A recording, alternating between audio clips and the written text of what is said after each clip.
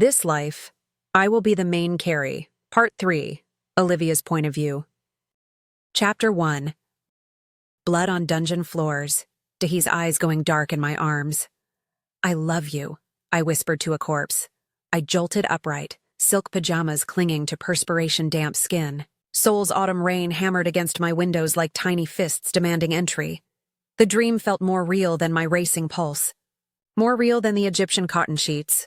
Too soft and too empty of the person I'd been reaching for as the vision dissolved. Memory fragments, sharp as broken glass. Candlelight. Da-hee hunched over spellbooks, brilliant mind dimming. Ji-hoon's hand on her shoulder. Possessive. You're overthinking again, love.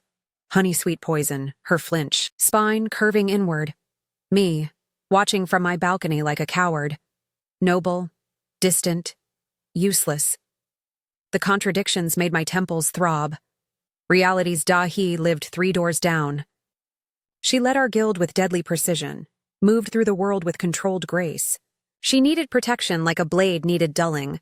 So why did my bones ache with the memory of holding her while she died? 7 o'clock's chime from my mobile forced me through my morning routine. Hot water sluiced away the dream's residue, but not its weight. I dressed with methodical precision.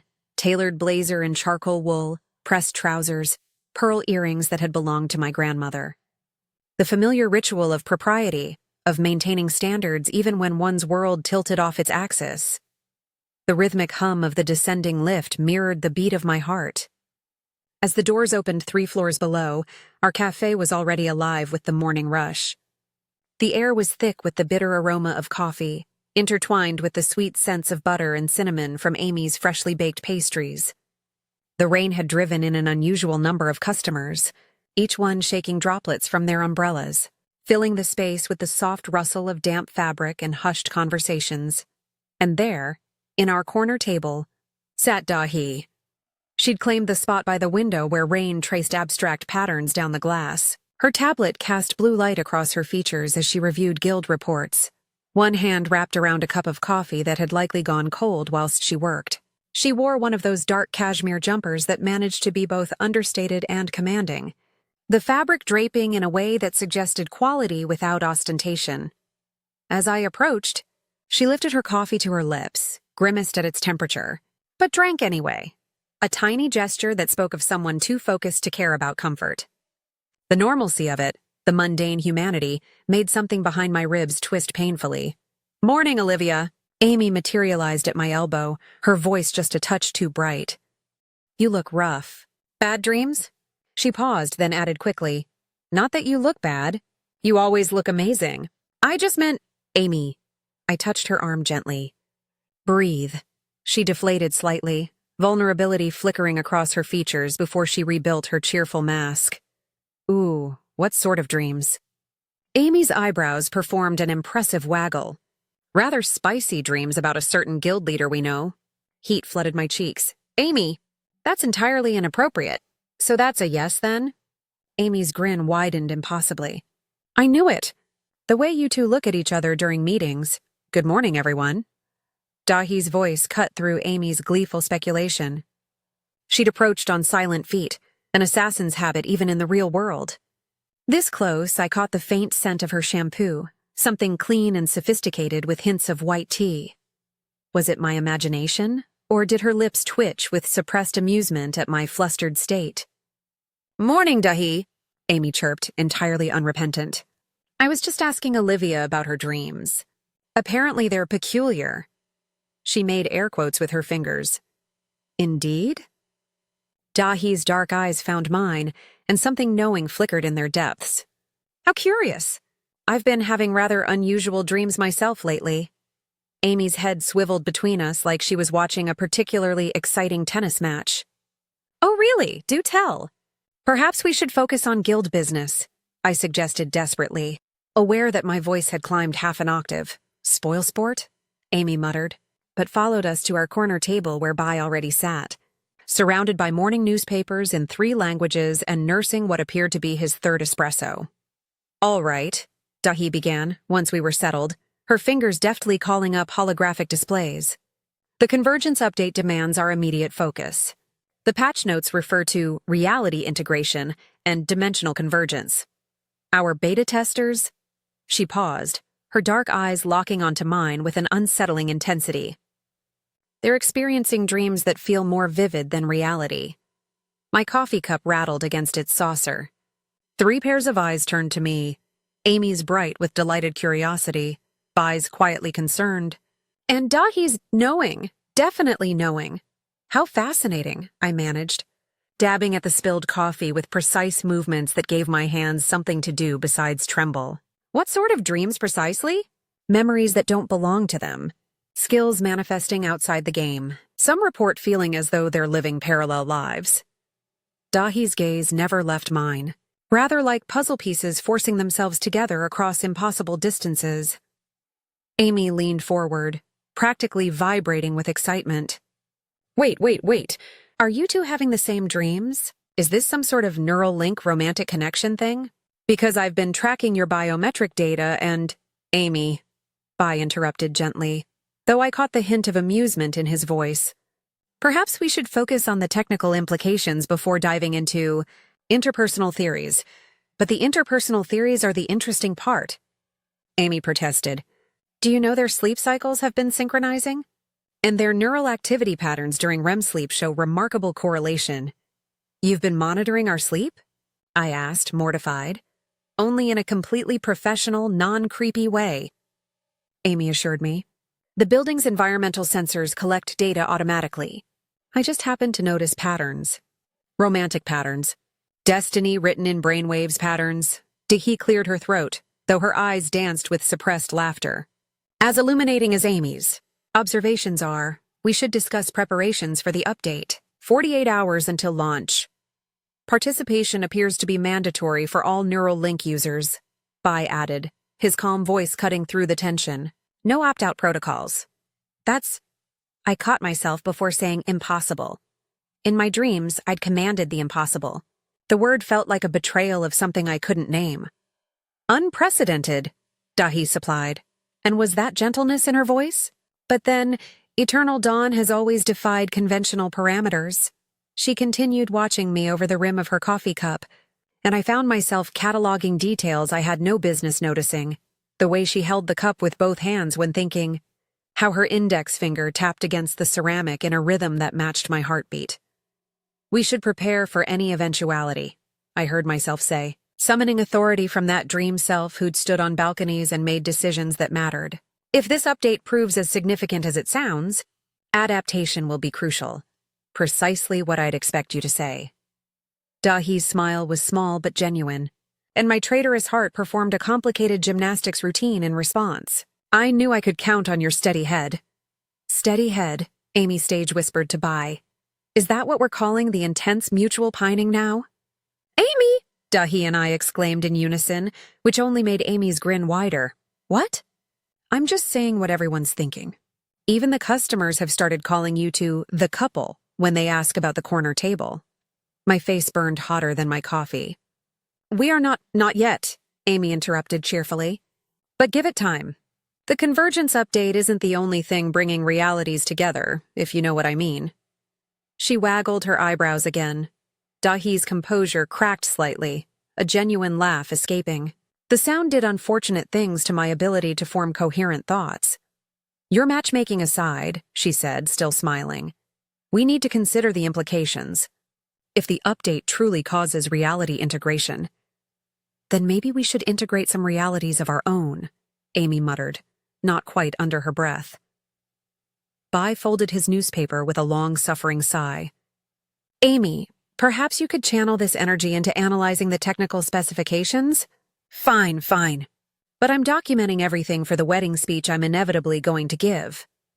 Despite everything, the impossible dreams, the impending update, Amy's relentless commentary, I found myself fighting a smile.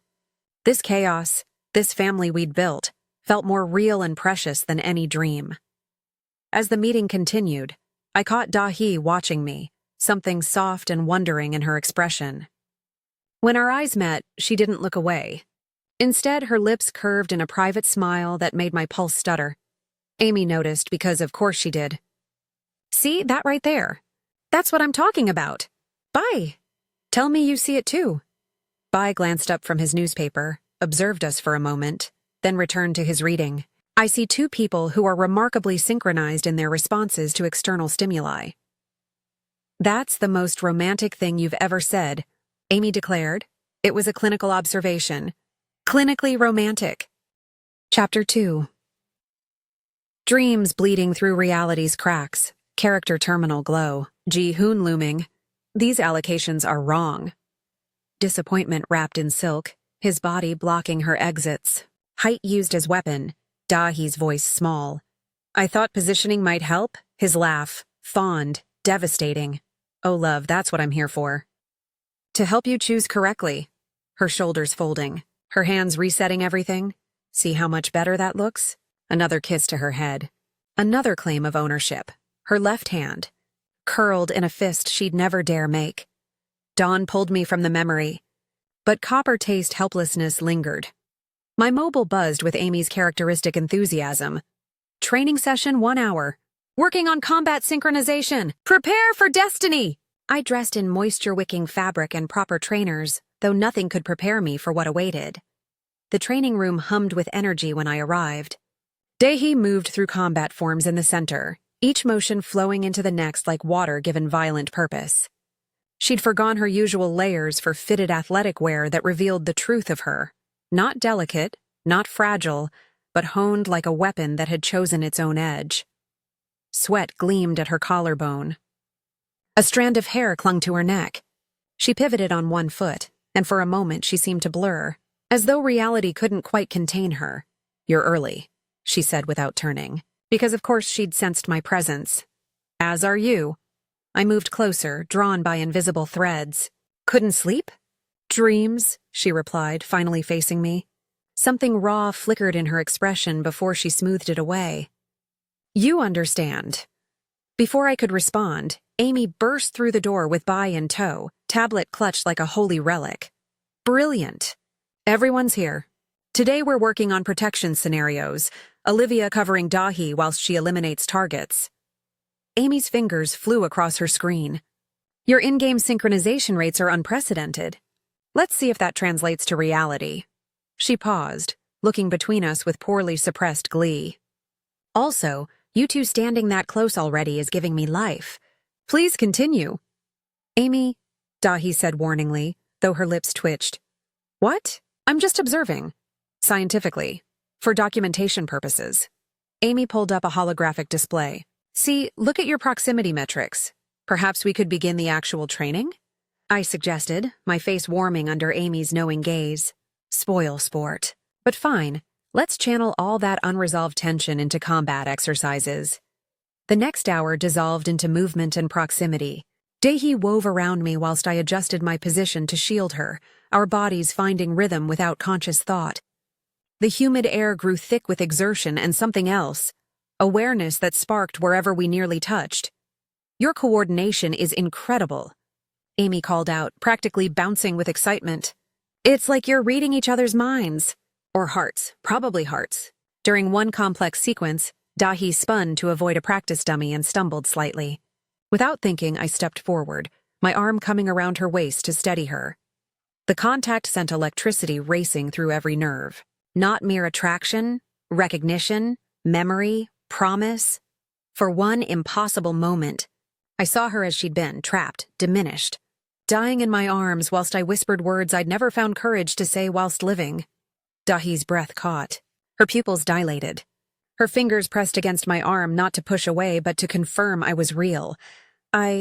She began, then stopped, staring at me as though I'd materialized from dreams into flesh. Oh my God, Amy breathed from across the room. Bai, are you seeing this?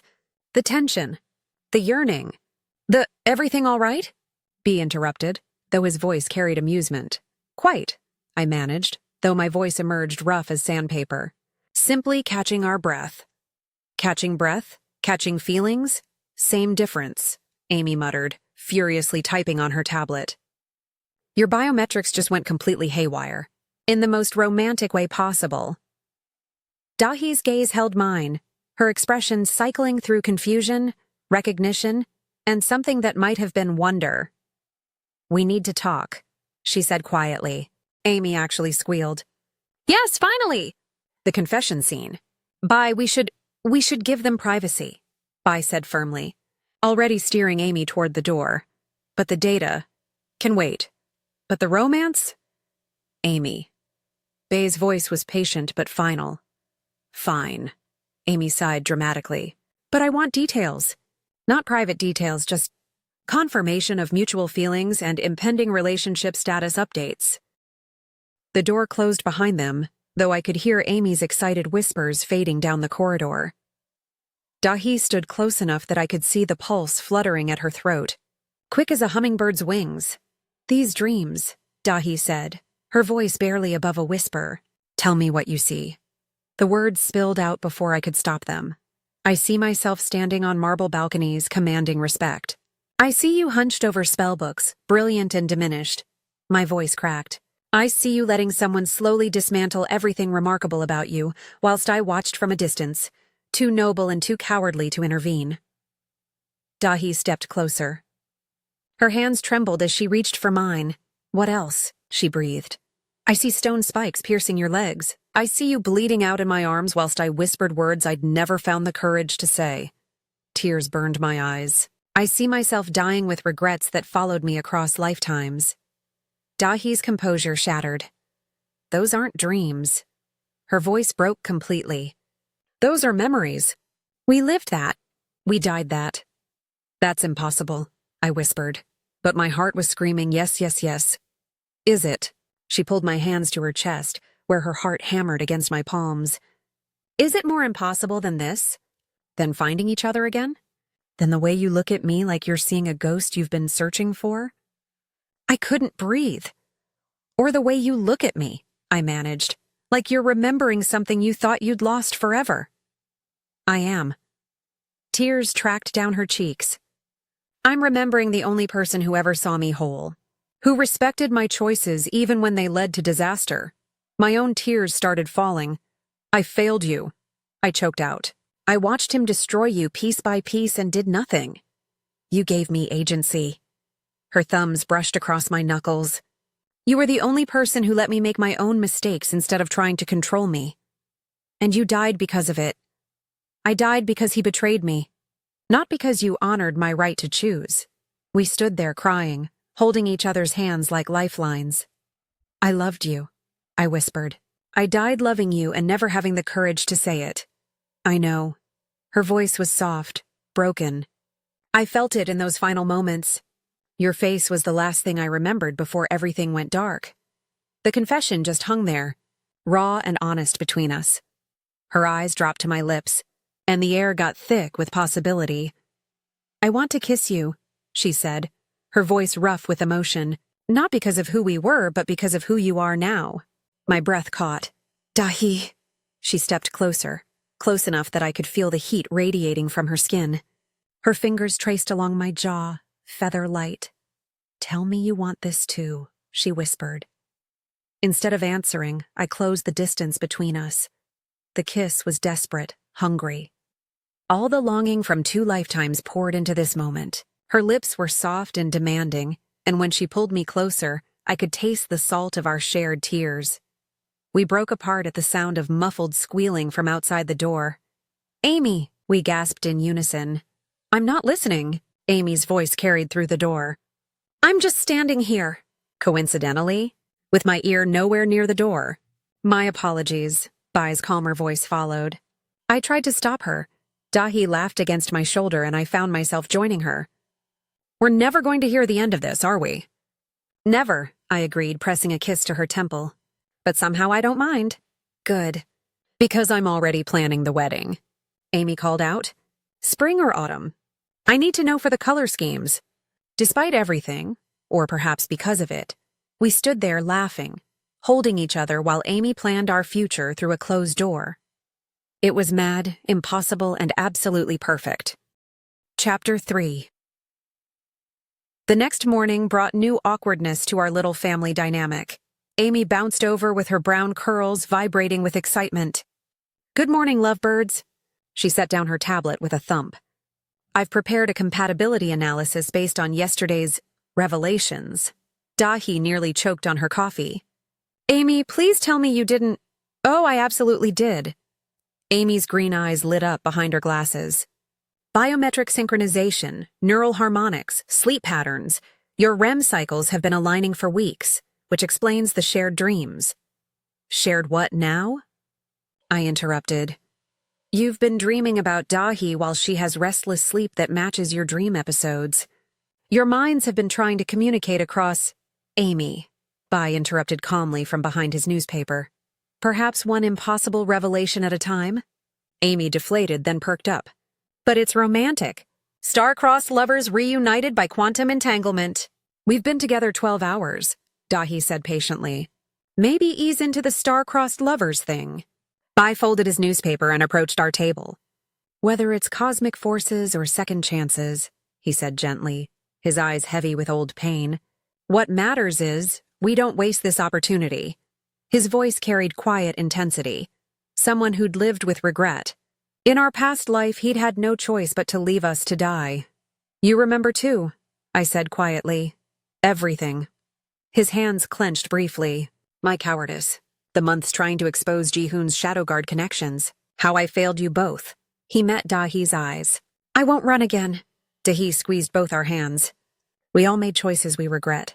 This is our chance to choose differently. Besides, Bai added with returning humor, Amy's been smugly predicting romantic developments without past life memories to explain it. My instincts are perfectly calibrated. Amy protested, looking pleased. I have excellent observational skills and thorough understanding of romantic tension. Shameless shipping, Da-hee said with amusement. I prefer relationship optimization consultant. Amy replied with dignity, then ruined it. But yes, shameless shipping is accurate. Despite everything, the impossibility, the weight of memories, the madness of love based on dreams, I found myself laughing. These people felt more real than anything in my surreal existence. Right, I said, squaring my shoulders. If we're finished analyzing my romantic life, perhaps we might discuss pressing matters. Amy's expression shifted to serious concern. I've been monitoring convergence patch data overnight. Deeply troubling developments. She pulled up displays filled with scrolling code. The patch isn't just updating mechanics. It's fundamentally altering neural link protocols. Meaning? Da-hee leaned forward. The barriers between virtual and real are becoming permeable. Amy highlighted data streams. Players report persistent visual overlays, game interfaces in real-world vision, physical sensations from virtual environments. The neural activity patterns match theoretical models for reality integration events. She paused, face pale. I think Eternal Dawn isn't just a game. It's been preparing us. The cafe grew colder. Other customers continued oblivious to the conversation, rewriting my understanding of reality. Preparing us for what? I asked, dreading the answer. I don't know. But the patch goes live in 6 hours. Everyone with neural links gets automatically enrolled. No opt-out. Amy's hands trembled. Whatever's coming, we experience it together. The 4 of us? Da-hee asked. The 4 of us and every player worldwide. Amy's emerald eyes mixed fear and fascination. Reality's about to change. Bai was quiet, processing implications. Then we prepare, he said finally. Whatever comes, we face it as a team, as family. This time, no one gets left behind. Family, I repeated softly, looking at these extraordinary people who'd become my world. Yes, Da-hee said firmly. Whatever's coming, we handle it together. Together, we echoed. And Amy's voice broke. Tears streamed down her face, mascara smudging behind her glasses. I've never had a family, she whispered. Never had people who cared if I lived or died. You do now, Da-hee said firmly. Family isn't blood, Bai added, joining our circle. It's choice. We choose you? Every day. I squeezed her fingers. Weird coding habits and all. Amy sobbed but smiled through tears. I love you guys. Even if you make me want to write terrible soulmate poetry. We laughed, crying, holding each other like we might disappear. Broken, honest, imperfect. We were finally whole. Thanks for watching. Like, sub, or comment if you enjoyed the story. It means a lot.